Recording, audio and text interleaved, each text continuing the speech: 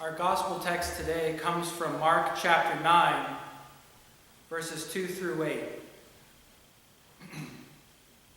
6 days later, Jesus took with him Peter and James and John and led them up a high mountain apart by themselves. And he was transfigured before them, and his clothes became dazzling white, such as no one on earth could bleach them.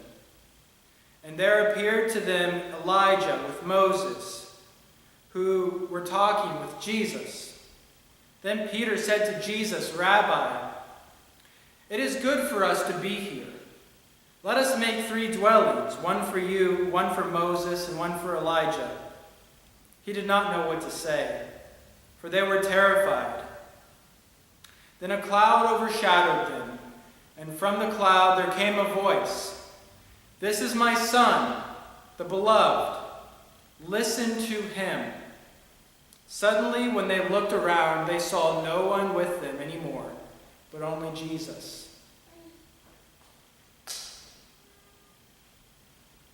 The Transfiguration passage in Mark tells the story of Jesus' ascent up a big mountain in the company of his closest disciples.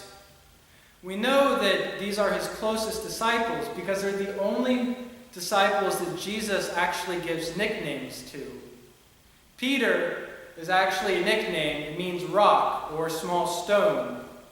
And the brothers, James and John, are called Boanerges, which means sons of thunder. Now, no one's quite sure what this concept means, sons of thunder. But today it's often used of charismatic speakers who don't know when to be quiet.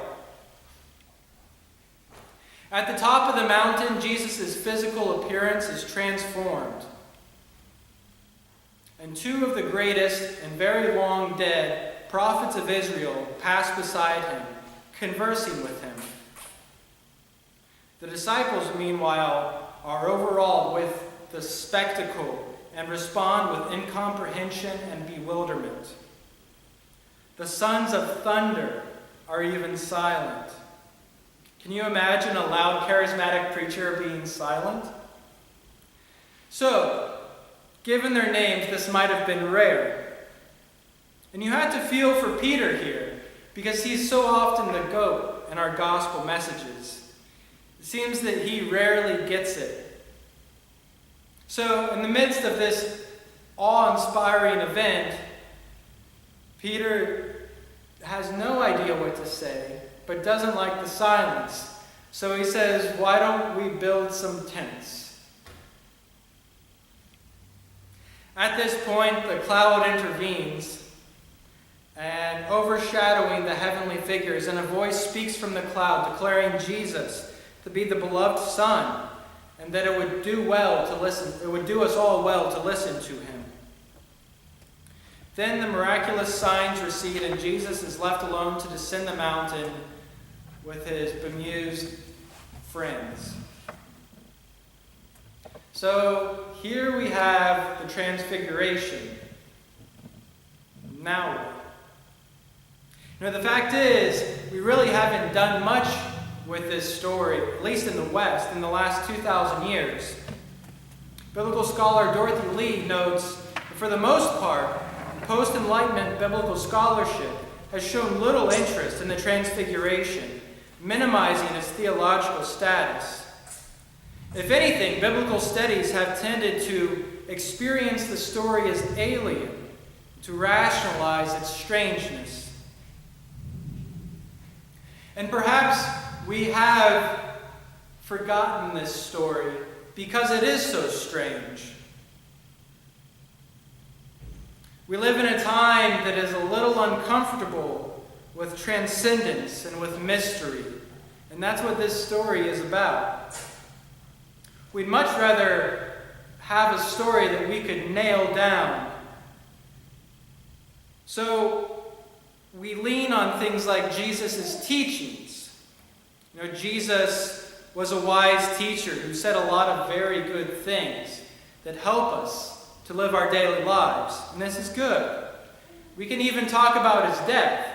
Jesus died as a political rebel to Rome between two thieves sometime in the 1st century. Perhaps we can even begin to talk about Jesus as a healer. Like many healers before and after him, he wandered around and made people better. But here we have the Transfiguration. What do we do with this one? Do we file this one away for another 2,000 years, marking it as something totally alien to our experiences? Or perhaps, just maybe, we can allow ourselves to sit in it for a little while and let it steep.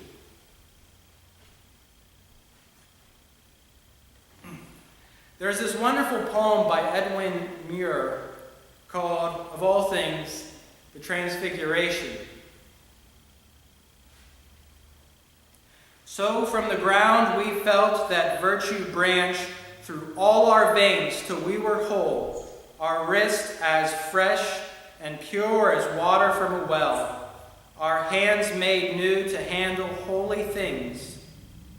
The source of all our seeing rinsed and cleansed till earth and light and water entering there gave back to us the clear, unfallen world.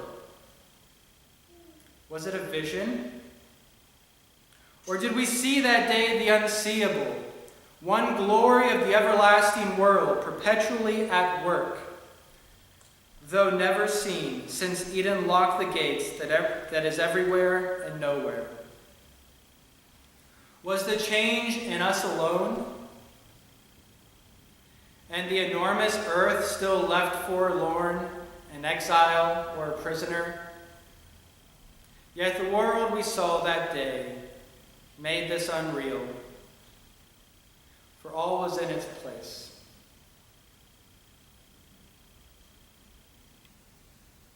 Now I see the transfiguration of Jesus as a type of monkey wrench thrown into human righteousness and order. You know, righteousness is a church word, but it need not be. Essentially, it deals with order and rightness, a word that marks well-defined and clean lines, appropriate or righteous judgments, as if it makes sense. Unrighteousness, by comparison, is something that is out of order, that is marred, confused, or complex. My office at my apartment in Salem is a model of unrighteousness. Papers are stacked in tall piles that occasionally fall, and note cards are strewn about, magazines tossed side by side. My wife, Leah, hates this. One day I returned home to find my study completely righteous. It had been cleaned. Papers had been stacked in appropriately sized piles, and my books, oh my books, had been arranged according to color. Derrida stood next to Calvin and Hobbes, and my theology of hope next to Stendhal's The Red and the Black. It was terrible. Where was everything? Now, whether we keep order in our brains or in our environments, we have systems. We have to create order. I can imagine that Peter and James and John each had their own systems too, their own form of righteousness. Here they were, the best friends of an itinerant preacher and teacher. Just before the Transfiguration, they wandered around with this guy who taught a little bit, healed a couple of people. And after the Transfiguration, they continued to wander around with this guy who taught a little bit and healed a few people, who ate meals, who got tired, who got angry. But right in the middle of this experience is the Transfiguration. And in a flash, the order was changed. So we can stand with the disciples on the mountain during the Transfiguration. And we approach this from many different ways. And ways of life. Perhaps we fully understand the statement of Peter, who, when confronted with the mystery of a transfigured God, responds procedurally, saying, let's build some tents. Perhaps if we were to respond like Peter today in a congregational church, confronted with such an awe-inspiring mystery, we might say something like, well, let's start a committee. But what if, in the wonder of it all, encountering the glory and mystery of God, we forget ourselves? What if we acknowledge that the righteous acts of God don't really jive with what we think about order?